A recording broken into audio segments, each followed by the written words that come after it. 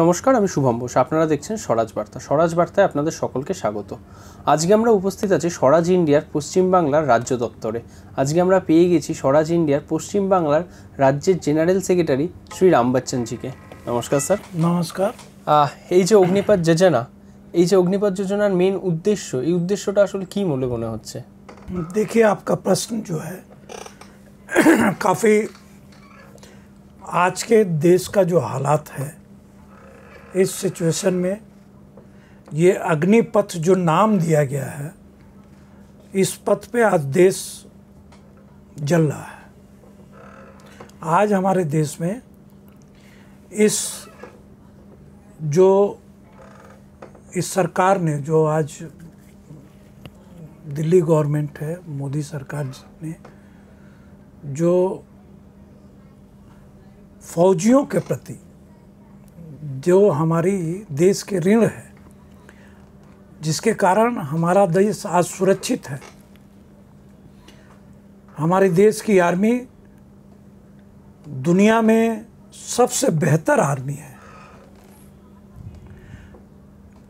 और यहाँ कभी हमारे देश में राजनीति नहीं होती, लेकिन आज मोदी सरकार यहाँ भी राजनीति करना शुरू कर दिया है। आज जिस तरह से ये कानूनन जो अग्निपथ लाया गया है कि आज हमारे देश के नौजवानों को 4 साल के लिए आर्मी में भर्ती लिया जाएगा और 4 साल होने के बाद उसमें से 25% लोगों को रखा जाएगा, 75% लोगों को बाहर कर दिया जाएगा। अगर ऐसा होता है तो हमारे देश में बेरोजगारी हर 4 साल के बाद 75% बेरोजगार होते जाएंगे। हमारे देश में बेरोजगारी ऐसे भी है और ज़्यादा बढ़ी हुई है, क्योंकि हमारे नौजवान आज भी सड़कों पे बेरोजगार हैं।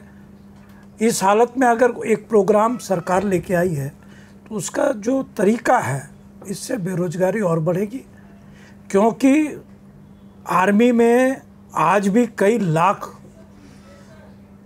बैकलॉग जो है खाली पड़ा हुआ है। अगर ये सरकार कम से कम आर्मी में वो जो जगह खाली पड़ा उसको भर दे तो ये अग्निपथ की ज़रूरत नहीं है।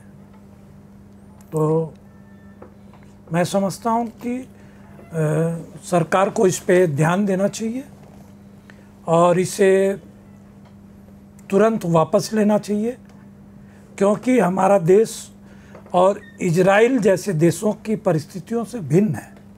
हमारे देश की जो समस्याएं हैं, हमारे देश का जो कल्चर है, हमारे देश का जो ज्योग्राफी है, ये इजराइल से अलग है। इसलिए इजराइल में क्या कानून है उसको हमारे देश में लागू करना, ये मैं समझता हूँ कि मोदी सरकार का फेल्यूर है। उन्हें फिर से जो हमारे देश में जो पहले से जो आर्मियों का सिलेक्शन करने का जो सिस्टम था, उसी पे आके इनको काम करना चाहिए और कम से कम बैकलॉग भरना चाहिए। और मैं नौजवानों को रिक्वेस्ट करूँगा, नौजवानों से मेरी अपील है कि आप संयम रखें। आप देश की रक्षा करने के लिए आर्मी में जाना चाहते हैं। देश की रक्षा जिस तरह से आपके अधिकार में है, उसी तरह से इस देश की संपत्ति की रक्षा भी आपके अधिकार में है। ये आपकी संपत्ति है। आप सब लोग आंदोलन करें, आंदोलन आपका अधिकार है, लेकिन देश की संपत्ति को नष्ट न करें। देश की संपत्ति आपकी संपत्ति है, इसे कहीं भी न ट्रेन जलाएं, न बस जलाएं, न कोई भी सरकारी संपत्ति को नष्ट करें। ये आपसे हमारी अपील है और इस बात पे ध्यान रखें। धन्यवाद। मैं और एक प्रश्न पूछना चाहूँगा। हमने देखा था कि स्वराज इंडिया की जो किसान संघ है, जय किसान आंदोलन, उन्होंने कैसे करके जब कृषि बिल लागू हुआ था तब आंदोलन किया। अब इस अग्निपथ के लिए भी क्या आप लोग आंदोलन करेंगे? देखिए, ये जो सरकार है इसका कोई तौर तरीका समझ में नहीं आता। इसने कृषि बिल लाया, किसी कृषि से कोई बात नहीं की, कोई जो कृषि जो संगठन है उससे बात नहीं किया। इन्होंने डिक्टेटरशिप की तरह एक किसानों पे थोप दिया। 280 दिन धरना देने के 380 दिन धरना देने के बाद इन्हें समझ में आया कि ये 3 कृषि कानून जो है किसानों के हित में नहीं है, इसे वापस लेना चाहिए। इन्होंने वापस लिया। फिर अचानक, जैसे अग्निपथ का जो आपने प्रश्न किया था, अग्निपथ को भी इन्होंने बिना किसी से राय मशवरा किए, बिना किसी से बात किए ला दिया, जिसका नतीजा है कि आज देश जल रहा है। तो सरकार को चाहिए कि कोई भी काम करने से पहले सारे जो हमारे पार्लियामेंट के लोग हैं, जो बुद्धिजीवी लोग हैं, जो इससे रिलेटेड लोग हैं, उनसे बात करके, उनसे समझ के तब कोई ऐसी बात लाए, क्योंकि ये केवल सरकार का नुकसान नहीं, देश का नुकसान हो रहा है। और ये जो अग्निपथ की जो योजना जो है, ये मूलतः सरकार ने ले आया, इसका मूल कारण है फंड इश्यूज। इसमें क्या बोलना चाहेंगे? देखिए, मैं क्या कहूँ, ये सरकार जो है जो कहती है करती होती नहीं है। इन्होंने पहले कहा था, मैं 10 ऐसी जो इनकी कही हुई बातों को मैं आपके सामने रखना चाहता हूँ। इन्होंने कहा था पहला बार सबका साथ सबका विकास।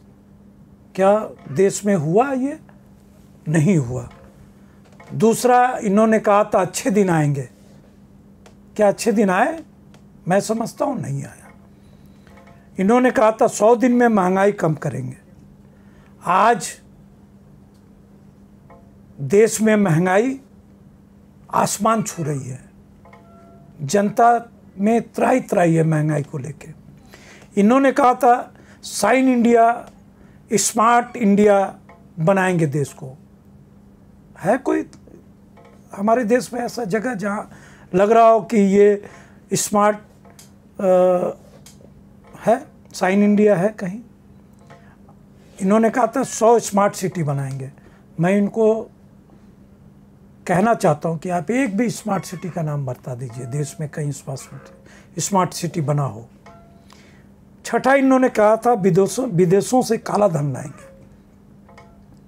मैं क्या बताऊं, आज ही पेपर में निकला है कि 2016 में 664 करोड़ यानी 664 करोड़ रुपया काला धन था स्विस बैंक में। आज 2021 में 3,828,000 करोड़ रुपया स्विस बैंक में काला धन है। जब 664 करोड़ था तो मोदी जी ने कहा था कि अगर ये काला धन हमारे देश में आ जाए तो हमारे देश के लोगों को ऐसे ही 15 लाख रुपया सबके खाते में आ जाएंगे। लेकिन हालात ऐसे हैं कि अगर ये 3,828,000 करोड़ रुपया अगर आ जाए हमारे देश में, तो हमारे देश के गरीबों को 50 लाख रुपया, हर गरीब को 50 लाख रुपया तक मिल सकता है। तो ये सरकार कालाधन हटाने के बजाय कालाधन और स्विस बैंकों में जमा कर रही है। इन्होंने कहा था 7वां, हर साल 2 करोड़ रोजगार देंगे, कि हर साल 2 करोड़ नौकरी। कहाँ मिला किसी को? बेरोजगारी आज क्या हालात है। इन्होंने कहा था देश से भ्रष्टाचार मिटाएंगे।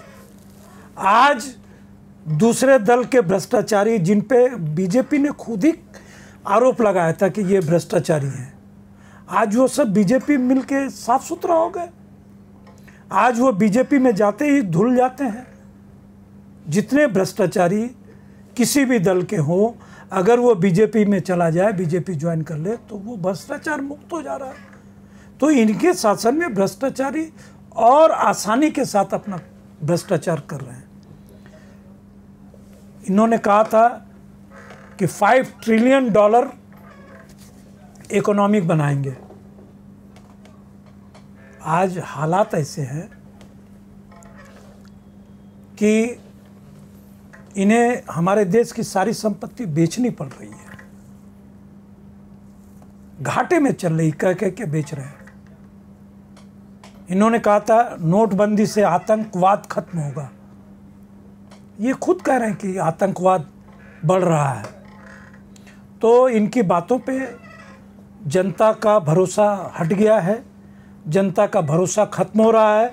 इसीलिए जनता सड़कों पे आके, ये जो नौजवान हो, किसान हो, जवान हो, सारे लोग अगर विरोध कर रहे हैं इस सरकार का, तो कारण यही है कि इनके सरकार में बेरोजगारी, महंगाई इतनी बढ़ गई है, महंगाई इतनी बढ़ गई है कि सारे देश के लोग, जनता परेशान है और ये जनता को ही लूट रहे हैं।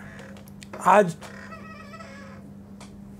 मैं लास्ट एक बात कह के समाप्त करूंगा कि जो हमारे सीनियर सिटीजन थे भारत के, जिनको पहले सब्सिडी मिलती थी रेल में और जगह, लेकिन इन्होंने आके सबसे पहला काम इन्होंने हमारे देश के जो बुज़ुर्ग लोग थे, जो सीनियर सिटीजन थे, उनकी सब्सिडी ख़त्म कर दी। तो ये सारा काम इस देश के जनता को कमज़ोर करने का कर रहे हैं। इन्हें इस पे ध्यान देना चाहिए कि जनता हमारे देश की कमज़ोर होगी तो देश कमज़ोर होगा। धन्यवाद। बहुत बहुत धन्यवाद श्री राम बच्चन जी, आपको भी धन्यवाद। आपने काफ़ी समय दिया मुझे, हमारी बात रखने का जगह दिया, इसके लिए आपको भी धन्यवाद। আমরা শুনে নিলাম স্বরাজ ইন্ডিয়ার পশ্চিমবাংলার রাজ্যের জেনারেল সেক্রেটারি শ্রী রাম বচ্চনজির অভিমত। আমাদের ভিডিও ভালো লাগলে আমাদের চ্যানেলটিকে অবশ্যই সাবস্ক্রাইব করবেন এবং ভিডিওটি ভালো লাগলে লাইক করবেন এবং আপনাদের কি অভিমত এই বিষয় এটি জানানোর জন্য অবশ্যই নিচে কমেন্ট করবেন এবং নোটিফিকেশান পেতে বেল আইকনটি প্রেস করবেন। ধন্যবাদ। দেখা হবে আবার পরের কোনো অনুষ্ঠানে।